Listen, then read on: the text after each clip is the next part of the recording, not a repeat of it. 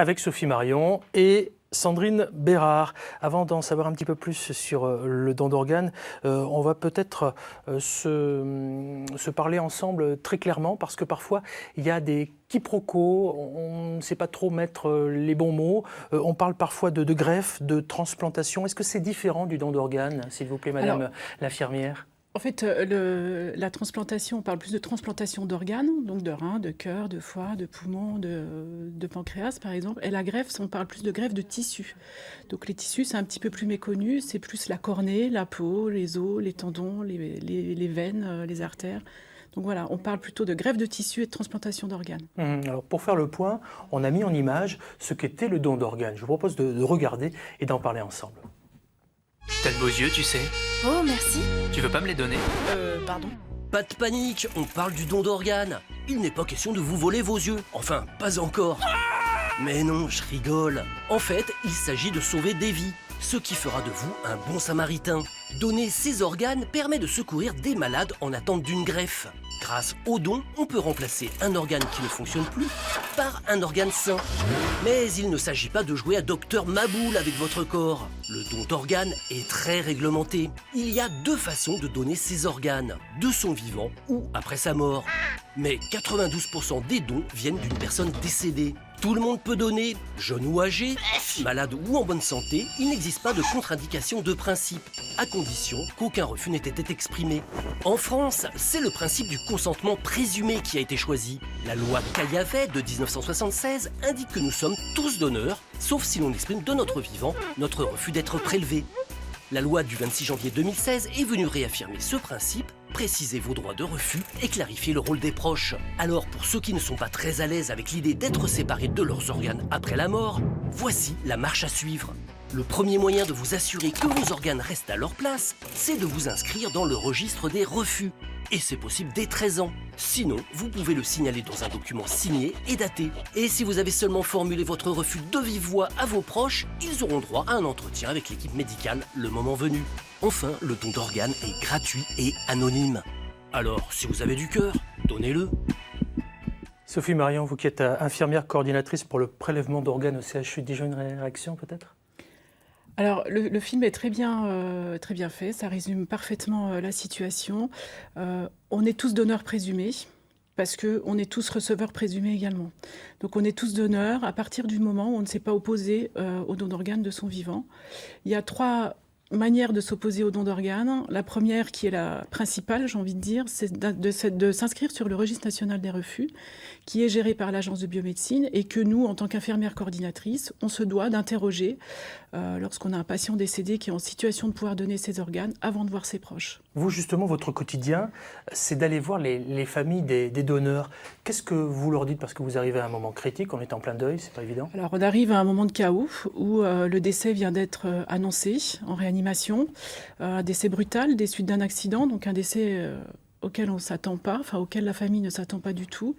Et effectivement, la question du don d'organes vient très vite, puisque les minutes sont comptées et qu'on ne peut pas attendre.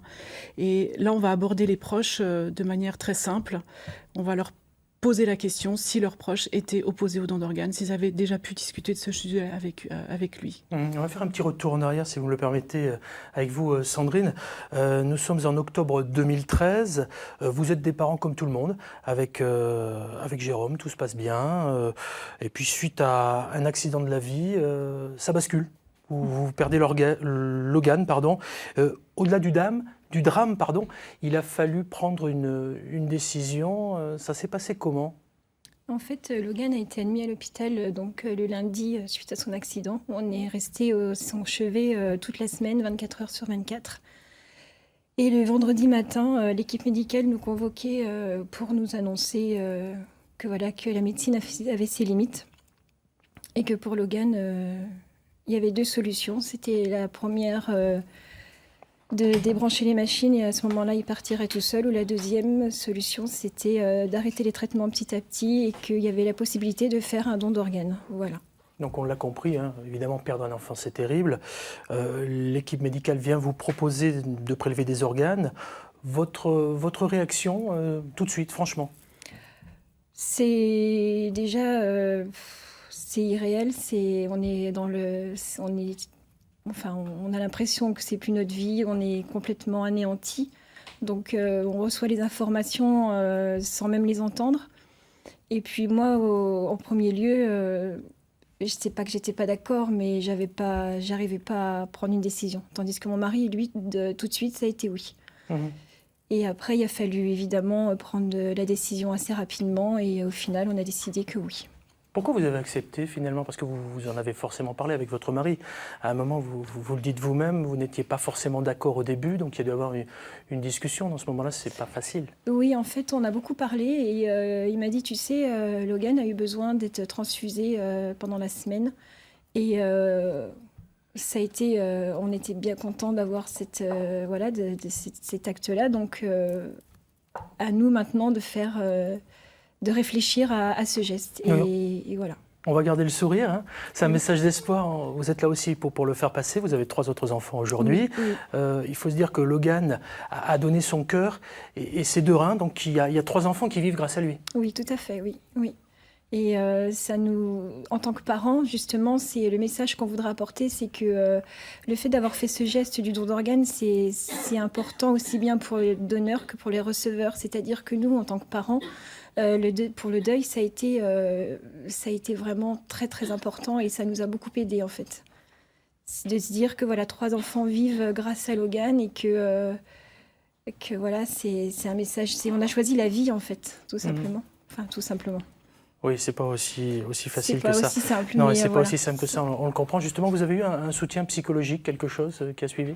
Non, justement, ça a été difficile. L'après est très compliqué. On sait qu'on peut prendre encore contact avec l'équipe du centre de prélèvement, mais à l'instant T, on sait pas forcément ce qu'on fait, quoi. On se retrouve seul, sans notre enfant, et on cherche des moyens pour s'en sortir, quoi. Et on est seul. Sophie, l'instant T, je reviens vers vous. C'est vous qui annoncez la mauvaise nouvelle. Vous êtes quand même porteur de quelque chose qui n'est pas évident, d'arriver auprès de parents, c'était le cas de Sandrine, pour leur dire voilà, il faudrait donner. Parfois, il y a des réticences, il y a même, j'imagine, des refus. Ça se passe comment? Alors, la mauvaise nouvelle, c'est plutôt l'équipe de réanimation qui l'annonce, hein. L'entretien avec les proches, on ne le fait jamais seul. Il y a toujours le médecin réanimateur qui est en charge du patient qui va malheureusement annoncer cette nouvelle.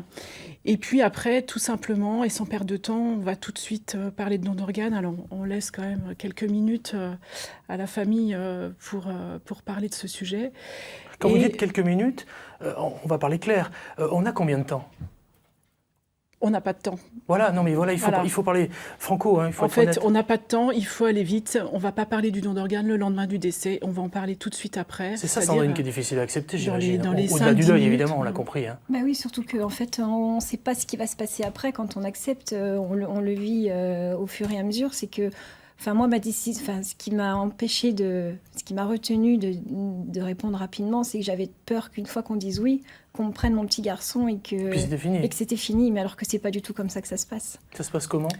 Alors ça se passe déjà, c'est une chaîne avec d'un côté le donneur, de l'autre côté le receveur, et avec 2 coordinateurs au milieu qui sont la coordination hospitalière de prélèvement du centre hospitalier et aussi l'agence de biomédecine.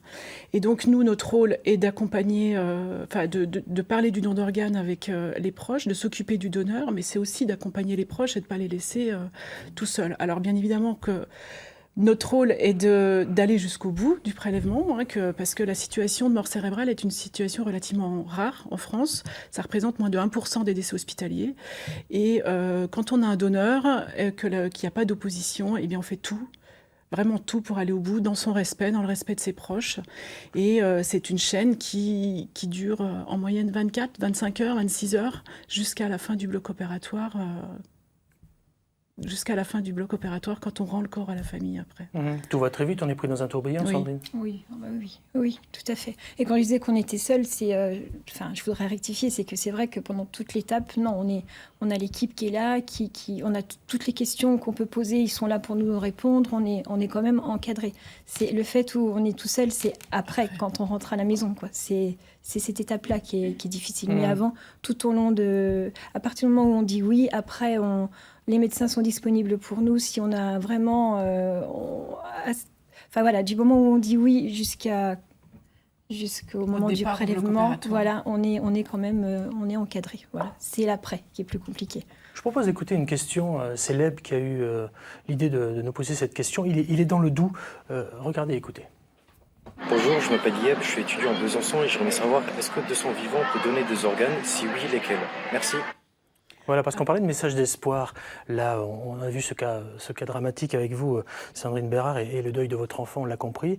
Maintenant, on peut peut-être aussi donner de son vivant? Alors, on peut donner de son vivant un rein ou une partie de son foie, essentiellement à partir de l'âge de 18 ans et essentiellement à son entourage proche. On ne peut pas donner un rein ou une partie de son foie à quelqu'un qu'on ne connaît absolument pas, de son vivant. On donne, hein, on ne vend pas. C'est ça, c'est Non, mais gratuit. c'est important parce qu'on entend beaucoup de choses. Oui, c'est un don. Donc, il n'y a aucune rétribution financière par rapport à ça, que ça soit du don du vivant ou que ça soit du don après décès. Hein, le don est gratuit. Alors, aujourd'hui, on a ces petits rubans, Oui. ces petits rubans verts. Si vous mettez France Télé aujourd'hui, tout le monde aura ce petit ruban vert pour cette journée nationale qui a lieu samedi, de sensibilisation au don d'organes, pour faire passer ce message d'espoir envers les plus jeunes. Maintenant, on sait tous qu'on ne va pas le garder toute l'année, on va être franc, hein, ça c'est très honnête, donc c'est vraiment un flash là-dessus. Qu'est-ce que vous dites à ceux qui sont avec nous, qui n'ont pas prévenu leurs proches, qui n'ont pas dit je vais donner mes organes, je ne veux pas, je ceci, je cela. Qu'est-ce que vous dites à ça? J'ai envie de dire que toutes les personnes qui n'en ont jamais parlé, ils sont donneurs présumés. Donc c'est la loi. Ça, c'est la loi, hein. C'est la loi. On n'en Ouais. parle pas, ça ne veut pas dire qu'on est contre, ça veut dire qu'on est pour. Donc j'ai envie de dire que les personnes qui sont contre, on n'est pas là pour les juger. Ils ont le droit d'être contre. Il faut le dire, puisque quand on ne le dit pas, on est donneur présumé. Donc on pense que 85% des Français sont favorables au don d'organes. Quand on fait une opinion spontanée comme ça, ils sont favorables au don d'organes, sauf que sur le terrain, c'est pas franchement ce qu'on rencontre. On a plus d'opposition par méconnaissance, probablement. Marie-Thérèse Garcin, une réaction, je vous ai vu tout à l'heure très bousculée, on va Oui, dire. parce que c'est vrai que c'est un sujet qui me concerne, puisque moi j'ai perdu une petite fille et que voilà, on a du mal à s'en remettre. Hein, on y pense tous les jours, mais c'est vrai qu'on pense pas suffisamment au don d'organes. Je trouve que c'est un sujet assez tabou. On n'en parle pas autour de nous, on n'en parle pas même lors d'une discussion à bâton rompu. On pourrait peut-être donner quelques pistes mais je trouve que la loi est bien faite.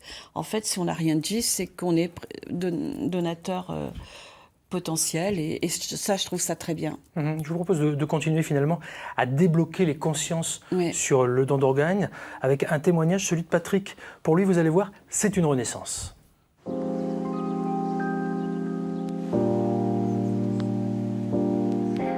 Patrick a 66 ans. Greffé du rein droit depuis un peu plus de 3 ans, il a repris ses habitudes de sportif qu'il avait été toute sa vie. On m'a détecté une insuffisance rénale dans les années 80 et cette maladie a évolué pour arriver en 2013-2014 au stade terminal. Et au mois de décembre 2015, eh bien, j'ai été appelé pour faire par le CHU de Dijon pour me dire qu'il y avait un rein qui était prêt pour moi et qui était tout à fait compatible. J'ai pensé que pour moi c'était un plus la greffe par rapport à une dialyse où j'avais une autre alternative, c'était la disparition, le décès malheureusement. Transplanté, et après une période finalement très courte de rééducation, l'ancien marin de profession parle aujourd'hui de miracle en retrouvant toutes ses facultés physiques. Je suis avec mes petits-enfants avec lesquels je ne pouvais même pas jouer au foot. Et là maintenant on part faire un tour de vélo. Ils ont ma petite fille a 8 ans, j'ai 2 petits garçons de 4 ans, un tout petit bébé que je vois grandir. C'est tout à fait fantastique. Je remercie la vie, quoi, tout simplement, comme un grand-père normal. Sophie, Marion, une réaction? Alors déjà, je suis ravie, ça a été tourné dans ma ville natale, à Dole.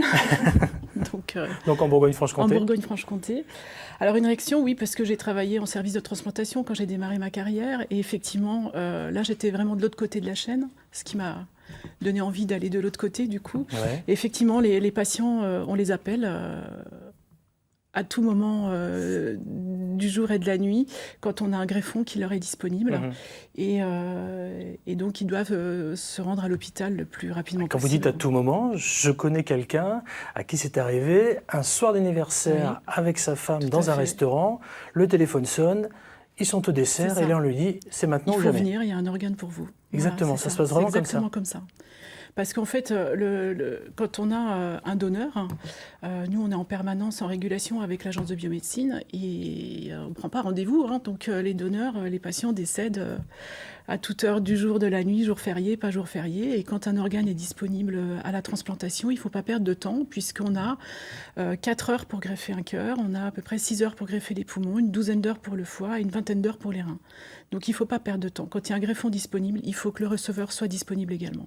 Nous sommes tous donneurs potentiels. Parce qu'on peut être tous receveurs potentiels. Exactement. Voilà. Et je vous renvoie à l'émission de ce soir, juste après le soir 3, dans le cadre de Réseau d'enquête. On va revenir justement au travers de quelques témoignages, beaucoup de témoignages, parce que c'est vrai qu'au-delà du discours, il est important de faire passer l'information. Vous le disiez fort justement, Marie-Thérèse Garcin, on ne le sait pas suffisamment. Il y a cette journée nationale, jeudi, qui va d'ailleurs en direction des jeunes. C'est très important parce qu'il faut aussi que ça circule sur les réseaux sociaux. Donc voilà, on en reparlera. Quoi qu'il en soit, si vous souhaitez peut-être intervenir, il y a une possibilité, c'est le numéro vert, ou pourquoi pas nous joindre aussi sur le réseau Facebook, le 0805 383 383, ou les matins de France 3 Bourgogne-Franche-Comté.